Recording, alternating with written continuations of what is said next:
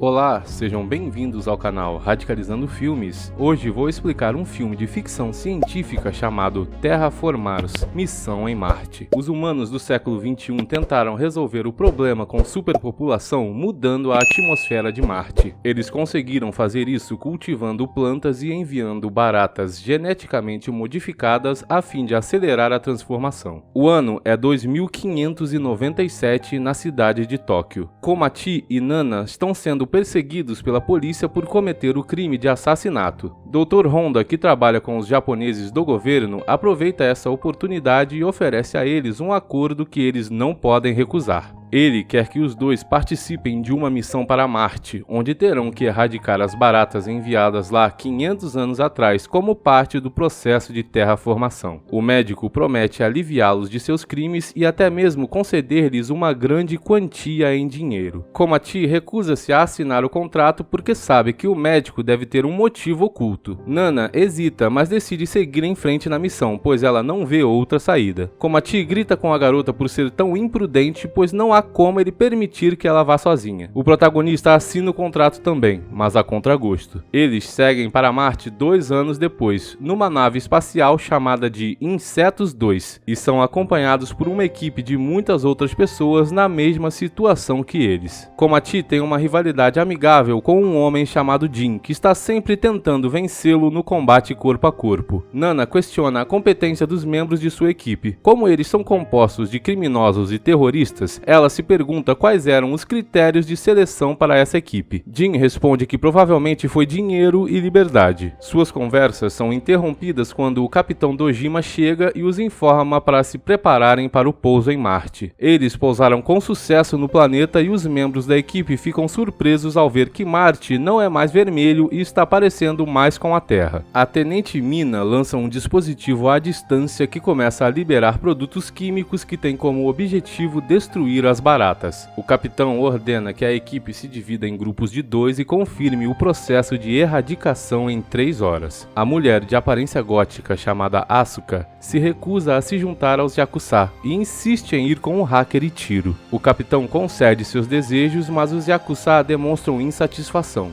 Ele não quer conflitos desnecessários dentro da equipe. O drone localiza a nave espacial chamada de Insetos 1, que foi enviada secretamente pelo governo japonês 10 anos atrás. Dojima confirma com Honda que sua equipe está em processo de primeiro contato, e o médico responde com alegria, sugerindo que ele pode ter algo a mais planejado para essa missão. Jin percebe algo errado enquanto patrulha a área com Maria, já que eles não conseguem encontrar nenhuma carcaça de barata nos arredores. Eles continuam indo em frente e Jin fica chocado ao ver humanoides parecidos com homens das cavernas parados na frente deles. Ele rapidamente se esconde com sua companheira de equipe para evitar qualquer contato. Ao mesmo tempo, Komachi e Nana também encontram uma criatura semelhante. O personagem principal tenta cumprimentar o humanoide, mas ele corre em direção a eles e ataca imediatamente, quebrando o pescoço de Nana. Em seguida, foge em uma velocidade absurda enquanto o time de Jin se reagrupa na localização deles. Ele diz a Komachi que os outros membros também encontraram as criaturas e Asuka foi morta no processo. O grupo volta para a nave e começam a fazer perguntas. O capitão aparentemente sabia sobre os monstros desde o começo, mas foi ordenado a ficar quieto pelo Dr. Honda. Ele explica que essas criaturas foram enviadas aqui 500 anos atrás, mas evoluíram muito rapidamente devido à abundância de radiação. O médico aparece como um holograma e explica para a equipe que eles não têm com o que se preocupar, já que ele preparou injeções que irão lhes garantir superpoderes derivados de insetos. Eles terão poderes únicos individualmente, pois as injeções foram feitas para aperfeiçoar o DNA deles. Osako sugere que eles deixem Marte imediatamente, pois é perigoso demais permanecer ali. As baratas começam a se aproximar da nave e um dos companheiros de equipe, chamado Lee, se oferece para lutar contra os monstros. Ele sai enquanto uma tempestade de areia se aproxima e se injeta com DNA de inseto. Uma mutação ocorre rapidamente dentro do corpo do homem e ele se transforma em um inseto híbrido. Sua mutação é baseada no besouro terrestre, que é capaz de atirar chamas combinando produtos químicos em seu corpo. Lee começa a atacar e empurra a barata para trás com uma sequência de chutes. A barata contra-ataca também e eles parecem ter o mesmo nível de combate. Lee usa sua habilidade especial e atira uma chama intensa de suas mãos, queimando a criatura e empurrando-a para trás. Para o choque de todos, Lee não matou a barata, apenas queimou suas cascas externas. O monstro corre em direção a ele e o mata com um único golpe que atravessa seu estômago. A equipe vê outra criatura na janela e ela começa a bater no vidro até conseguir entrar e matar 2 dos companheiros da equipe. Imediatamente o capitão injeta o DNA e começa a sofrer a mutação, transformando-se em sua forma híbrida. Sua transformação é baseada na formiga Cabo Verde, que permite a ele levantar 100 vezes seu próprio peso. Dojima esmaga a barata contra o chão e a mata facilmente com sua força imensa. Antes que eles possam comemorar, o radar mostra centenas de baratas indo na direção deles e a equipe decide que deve sair de Marte para sobreviver. A tenente tenta ligar a nave espacial, mas estranhamente o motor se recusa a funcionar, quase como se tivesse sido sabotado. Sem outra escolha, o capitão decide se fazer de isca e diz a todos os outros para irem para a primeira nave e recuperar os componentes necessários para consertar a nave deles. Surpreendentemente, Ichiro se oferece para ficar para trás e ajudar o capitão. Komati dá uma última olhada no corpo de Nana antes que ele vá e promete voltar para buscá-la. Estranhamente, ele percebe que há um fio de seda saindo da boca da mulher. A equipe entra no veículo e Tezuka se injeta com o DNA de inseto, transformando-se em um besouro capaz de lançar projéteis de chamas. Ele agarra o veículo e impulsiona a equipe contra a horda de baratas, atirando chamas por sua boca. Enquanto isso, o capitão continua a lutar contra diversas hordas de baratas e Ichiro se transforma em sua forma de inseto também. Ele foge da luta e prossegue em aspirar o oxigênio da nave a fim de sufocar todos os invasores. As baratas começam a morrer uma por uma e Ichiro desmaia no chão pela falta de ar.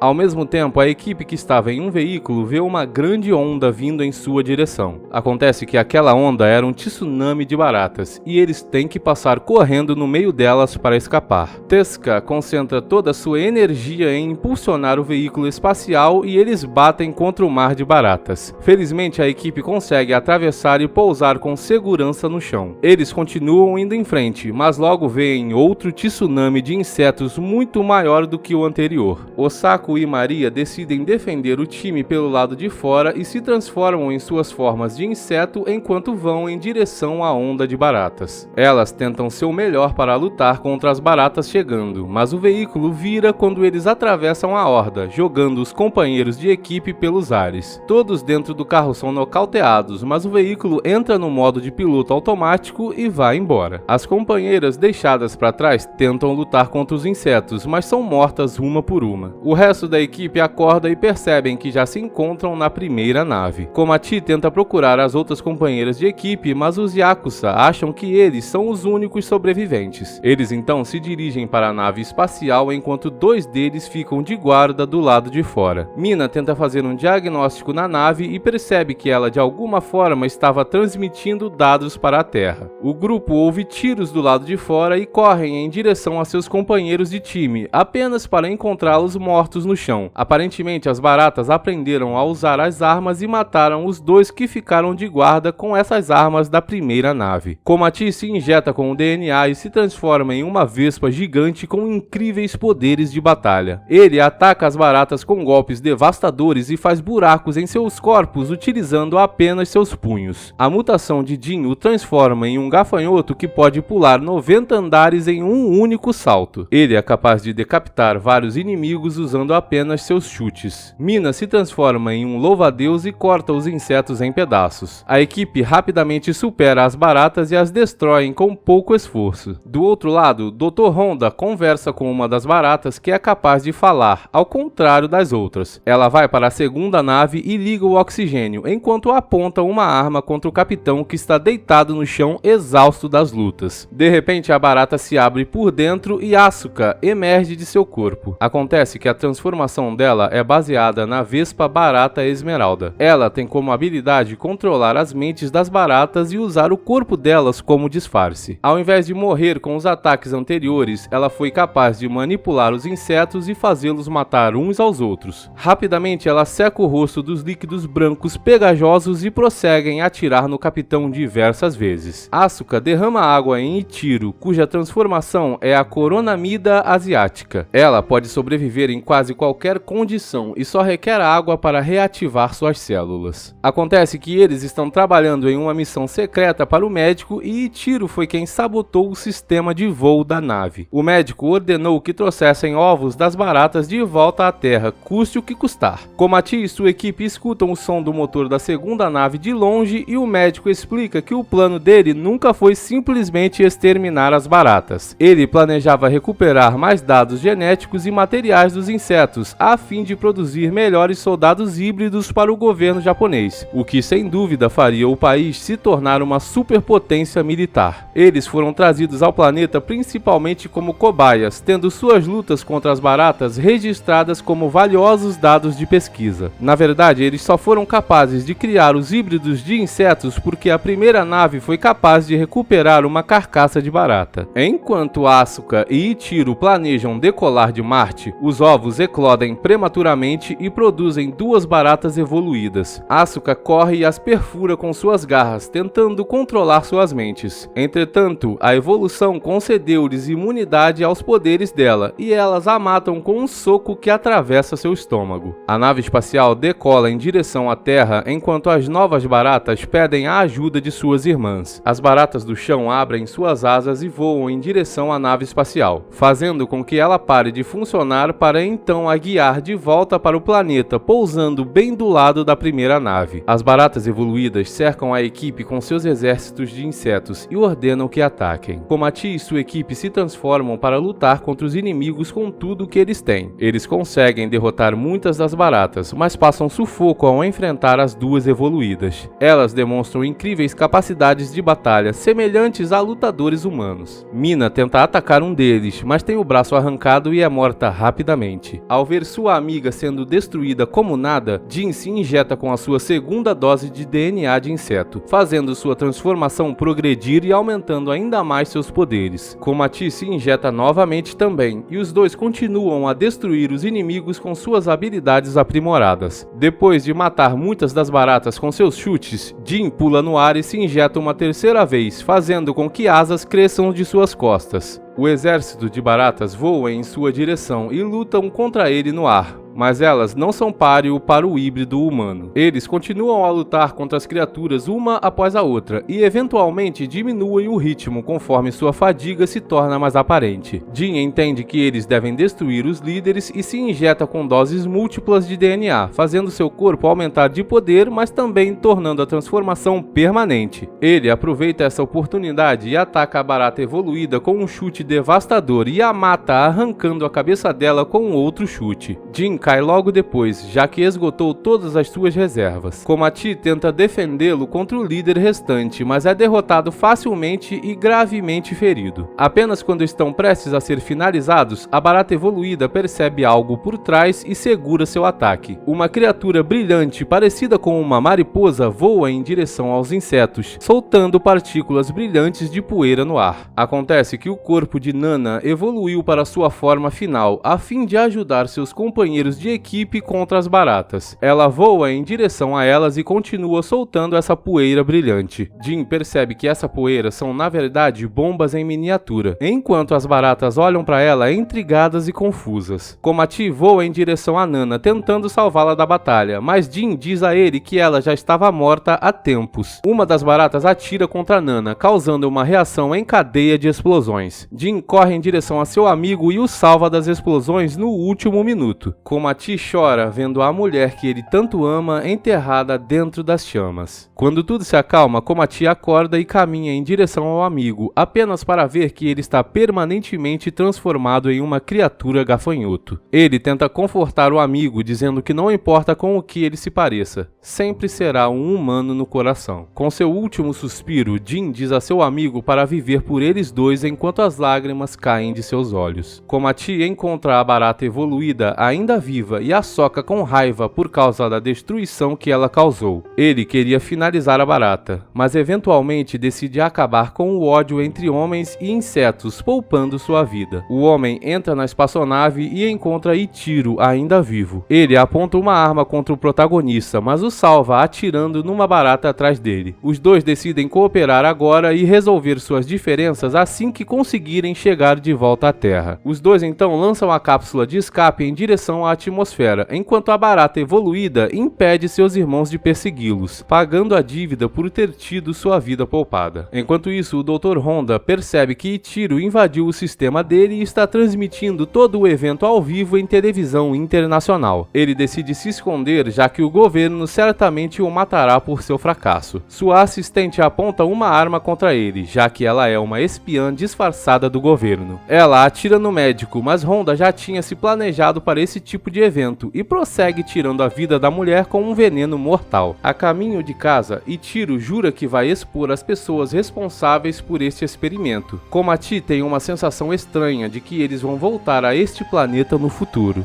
Os Agentes do Destino. O filme começa com David Norris concorrendo ao Senado de Nova York em 2006. Ele é um candidato que se preocupa com as pessoas e tem empatia com suas necessidades. A campanha de David é como um foguete indo para a lua e não mostra sinais de queda. Porém, um dia, um artigo no New York Post menciona sobre seus erros passados, alegando que ele foi exposto por mostrar seu traseiro em uma reunião da faculdade. No dia da eleição, o noticiário da NBC prevê uma derrota esmagadora para David antes mesmo de tudo acontecer. David entra no banheiro masculino sozinho para pensar. Enquanto prepara seu discurso, ele ouve ruídos vindos de uma das baias, mostrando que estava ocupada por uma mulher. Elise sai da baia descalça e segurando os sapatos. Ela explica que se escondeu lá das autoridades do prédio depois de entrar num casamento sem permissão por causa de uma brincadeira. Os dois se deram bem imediatamente. Elise admite que achou a brincadeira da reunião da faculdade de David muito divertida. David diz que está feliz por não ter vencido, já que agora tem um tempo para si mesmo. Porém, Elise não acredita nele. Ela acha que ele adora estar no meio de uma multidão. De repente, ela e David começam a se beijar apaixonadamente. Eles então são interrompidos por seu gerente de campanha, Charlie. Ela sai apressadamente sem dar a ele a chance de contatá-la por causa das autoridades do prédio. David faz seu discurso comovente e poderoso, mas de repente ele diz que tudo é bobagem, escrito apenas para chamar a atenção. Ele começa a falar autenticamente e dá um discurso eletrizante, desfazendo o dano que seus problemas públicos o causaram. Isso o torna o favorito na próxima eleição em 2010. Um mês depois, dois homens, Harry e seu superior, Richardson, se encontram. Harry é instruído a derramar o café de David em sua camisa às 7h05. Então, David perderá seu ônibus. David é agora sócio sênior da empresa RSR, fundada por Charlie. Harry adormece enquanto espera no parque e acorda bem a tempo de ver David entrar no ônibus dele. Lá, ele encontra Elise e eles mal podem acreditar que estão se vendo novamente. Harry corre atrás do ônibus. Eles se atualizam sobre os acontecimentos recentes e ela diz a ele que ele precisa concorrer ao Senado novamente. Harry é pego em cheio por um carro e verifica seu caderno, descobrindo que David desviou do plano. O telefone de David começa a tocar, interrompendo o momento deles, então ela apenas o joga no café. A mulher escreve seu número em um cartão e ele promete ligar para ela, sentindo que o destino os juntou. David chega aos escritórios da RSR e cumprimenta vários funcionários, sem perceber que eles parecem ter parado no tempo. Ele entra na sala de conferências e encontra Richardson com vários de seus homens. Eles passam um estranho instrumento sobre Charlie, que também está congelado no tempo. Richardson ordena que seus homens apreendam David. Ele foge, mas a cada volta mais dos homens de Richardson avançam contra ele, aparentemente aparecendo do nada. Até mesmo o próprio Richardson aparece do nada. David consegue se trancar no escritório de Traynor e liga para as autoridades. Os homens de Richardson entram pela porta trancada como se ela não estivesse trancada. David adormece. Quando acorda, ele escuta ainda confuso enquanto Richardson tenta dizer a seus homens que David precisa ser reiniciado. Porém, o presidente nunca assinaria uma permissão para isso. David não tem ideia do que eles querem dizer. Finalmente, Richardson se aproxima de David e fala sobre si mesmo. Ele tem o trabalho de se certificar de que tudo tudo vá de acordo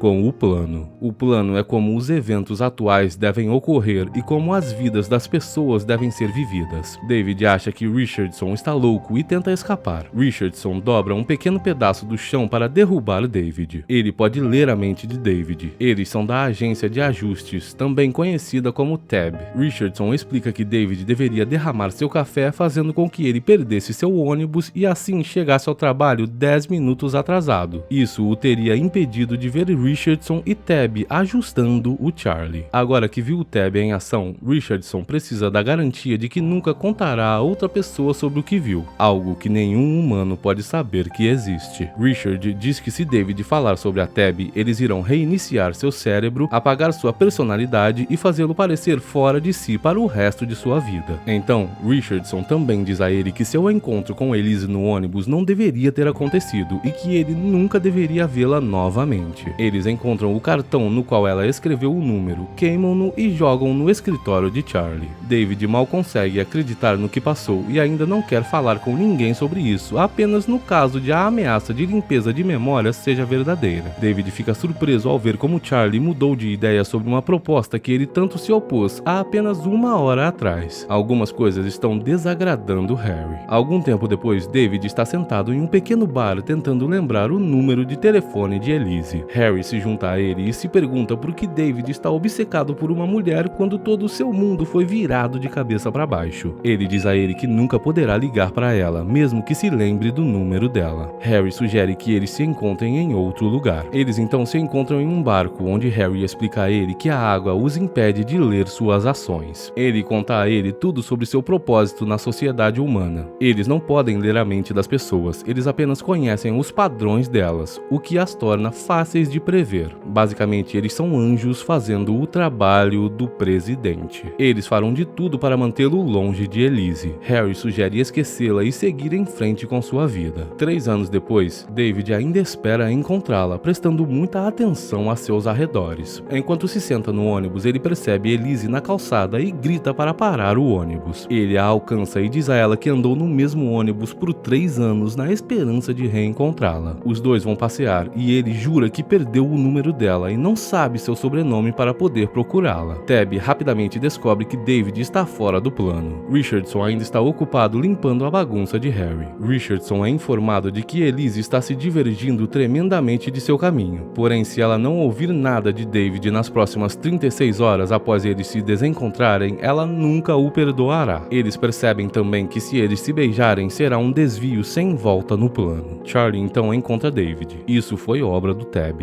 David tem um discurso que ele não pode ignorar e Elise não permite que ele o ignore por causa dela. Ela diz que está ensaiando há 3 minutos de onde ele fará o discurso. Tudo de acordo com o plano do Tab. Quando eles estão prestes a se beijar, Richardson envia uma mensagem a Charlie com um sinal à distância com seu dedo. Então Charlie pede que David se apresse. Ele então apenas a beija na bochecha. Richardson suspira de alívio. David promete que nada os separará e que ele a verá novamente em breve. Ele está concorrendo novamente a uma cadeira no Senado. O ensaio de Elise foi transferido para outro local. Quando o discurso termina, David avista Richardson na janela com seus homens. Ele suspeita que algo está errado. O auditório do Pier 17 está fechado. Ele tenta ligar para a companhia de balé, mas a ligação é desconectada. Tab está rastreando seus próximos movimentos e já tomou medidas contra eles. David continua correndo, então Richardson decide confrontá-lo. David pergunta por que eles estão se esforçando tanto para mantê-los separados, obtendo uma resposta que é por causa do plano. Ele argumenta que o plano está errado, embora Deus o tenha escrito. Então, por que ele se sente assim? Acontece que o próprio Richardson não sabe por que David não deveria estar com Elise. Ele apenas está seguindo o plano. Ele vai a uma cafeteria e um dos clientes aponta onde fica a companhia de balé. Ele tenta pegar um táxi, mas não consegue. Tab está na sua cola. David não desiste, ele corre atrás de um dos táxis e ele para, apenas para ser tocado por outro carro em cheio em seguida. Por ter sido o único a presenciar o ocorrido, as autoridades tentam mantê-lo em questionamento o maior tempo possível, até que eles entendam o que aconteceu. Acontece que as autoridades não eram autoridades de verdade, apenas agentes da Tab. Finalmente, David pega um táxi e lhe oferece $100 para quebrar algumas regras de trânsito, conseguindo assim ludibriar a Tab. Eles tentam mudar o semáforo, mas isso teria muitos efeitos em cascata, então eles apenas o deixam ir. Tab passa passa por várias portas tentando chegar à companhia de balé antes dele, já que apenas ver Elise dançando viraria tudo de cabeça para baixo. Richardson deixa o chapéu cair e não consegue abrir a porta para impedi-lo. É quando David abre e vê Elise dançando. Richardson diz a ele para comemorar agora, pois por causa disso, pessoas mais poderosas do que ele estão chegando. Porém, nesse momento, David não se importa com isso. Richardson se encontra com seu superior e descobre-se que Elise e David foram feitos para ficarem juntos, mas o plano mudou em 2005. Ainda existem resquícios de planos antigos que continuam conduzindo os dois um ao outro. Richardson se aproxima de Harry e diz que não é culpa dele ele ter adormecido naquele dia. Eles foram feitos um para o outro em uma dúzia de planos anteriores. David e Elise visitam um clube, dançam e se divertem. Eles se beijam no cais e depois vão fazer coisas. Após o exercício, o agente Thompson os observa e pensa em como separá-los rapidamente. Pela manhã, Elise fica confusa ao receber uma ligação de seu ex-namorado. Ela se pergunta por que ele ligou hoje de todos os dias e 4 vezes. David rapidamente descobre as coisas. Ele pergunta mais sobre o ex dela e diz que ele parece ótimo, porque ela não se casou com ele. Ela não se casou com seu ex por causa de David. Eles têm uma conversa romântica e David, não querendo perdê-la de vista, a leva com ele para uma entrevista. Enquanto David está dando essa entrevista, um homem entra e dá a Elise uma mensagem de David que vai demorar um pouco e ele vai ligar para ela quando terminar. Para se certificar de que David não vai encontrar Elise, o mesmo homem o leva para o armazém vazio. Todas as portas são trancadas. Depois de um tempo, Thompson o cumprimenta. David pergunta o que aconteceu com o livre-arbítrio. A última vez que as pessoas tiveram livre-arbítrio foi depois do Império Romano, a Idade das Trevas, durante 5 séculos. Quando eles voltaram, eles consertaram tudo e recuaram mais uma vez em 1910. Em 50 anos, os humanos trouxeram os maiores problemas da história da humanidade e então eles interviram novamente. As pessoas não têm livre-arbítrio, têm a aparência de livre-arbítrio. Thompson então explica que não foi por acaso que ele conheceu Elise no banheiro masculino. Isso deu-lhe inspiração para um grande discurso que fez dele o favorito para a próxima eleição. David vencerá a próxima eleição e mais 4 depois dessa, e mais tarde se tornará o presidente dos Estados Unidos. Isso não vai acontecer se ele ficar com Elise. David não está bem com seu destino. Ele escolherá Elise de qualquer maneira. Thompson abre os portões e deixa David sair. Ele ainda pode ir ao show de Elise. Lá, David observa a mulher dançando. Thompson diz a David que se ele ficar com ela, isso não só vai acabar com seus sonhos, mas também com os dela. Elise se tornaria a dançarina mais famosa do mundo, mas com ele, ela seria só uma professora de dança. Thompson diz que a decisão final é dele, mas tentou colocar algum juízo em sua cabeça. Quando Thompson está saindo, ele acena com a cabeça e Elise cai. David a leva ao hospital e examina sua perna. Thompson vai até David e diz que é culpa dele que ela torceu o tornozelo. Ele toca Thompson com seu punho em alta velocidade, que é seu livre-arbítrio, assim como o desentendimento de bar que lhe custou a última eleição. Dessa vez é apenas uma torção, mas da próxima vez ele tirará tudo o que importa para ela. Ele diz mais uma vez que cabe a ele desistir dela. David fica feliz por ser apenas uma torção. Ele abraça Elise e diz a ela que fará algumas ligações e sai do hospital. Richardson diz a Harry que está feito. Elise está com o coração partido. Harry se pergunta se o plano está sempre certo. O presidente escreve o plano e os anjos só veem parte dele. 11 meses depois, David tem uma vantagem esmagadora nas pesquisas. No entanto, Charlie dá a ele a triste notícia de que Elise vai se casar com seu ex-namorado em uma semana. Harry combina um encontro com David em um pier e diz a ele que Thompson estava mentindo sobre Elise, trazendo à tona seu lado imprudente. Ele conta a verdade. O homem tem um vazio em seu coração que ele preenche com pessoas torcendo e votando. Quando ele está com Elise, ela é o suficiente para ele e ele não sonharia mais em chegar à Casa Branca. Harry revela a David que sente pena dele porque sua família foi um sacrifício para ele estar onde está agora. O casamento de Elise é amanhã. David pede a Harry para ajudá-lo, ensinando-o a se teletransportar através das portas. Ele o aconselha a sempre girar a maçaneta no sentido horário e não para o outro lado. As portas nunca estão trancadas enquanto estão usando seu chapéu especial. Eles caminham pelo museu e depois pela estação de águas. Harry então pede que ele espere. Naquele momento, David o vê girar a maçaneta da porta no sentido anti-horário e vê outros agentes caminhando por ela. Harry o ensina a passar pelas portas e o avisa que no momento em que ele atravessar, todo o inferno se libertará. encontrará. Tenha em mente que qualquer pessoa com algum tipo de chapéu seja uma ameaça. No dia do casamento, Harry dá seu chapéu a David e lhe deseja boa sorte. Ele sai correndo. Thompson é notificado e eles partem atrás dele. Ele entra no DMV e não tranca a porta. Tab tem problemas para localizá-lo por causa do chapéu. David perde o telefone e a jaqueta no detector de metais do tribunal e encontra Elise antes da cerimônia de casamento. Ele tenta se explicar para ela, mas ela o empurra de volta. Ele diz a ela que há uma razão para tudo, fala sobre os anjos e acerta um no rosto com o punho. Em seguida, pega seu livro para mostrar a ela que os dois se amam e que ele quer passar o resto da vida com ela, mesmo que seja por pouco tempo. Thompson é notificado de que ele revelou os anjos a ela. Eles convocam uma equipe de intervenção que irá redefinir completamente a mente de David. David diz a ela que nunca mentiu para ela. Ele agarra a mão dela e a leva através de uma das portas do banheiro para o estádio. Ela mal pode acreditar no que vê e eles continuam andando. Tab está logo atrás deles. David pede a Elise que confie nele e ela confia. Na Estátua da Liberdade, ela quer uma explicação para tudo isso. Ele dá a ela uma escolha: sair pela porta sozinha e ela nunca mais o verá, ou que vá com ele. Desde que a conheceu, David nunca parou de pensar nela. Sem dúvidas em sua mente, Elise segue David. Eles giram a porta no sentido anti-horário e se encontram na base principal do Tab.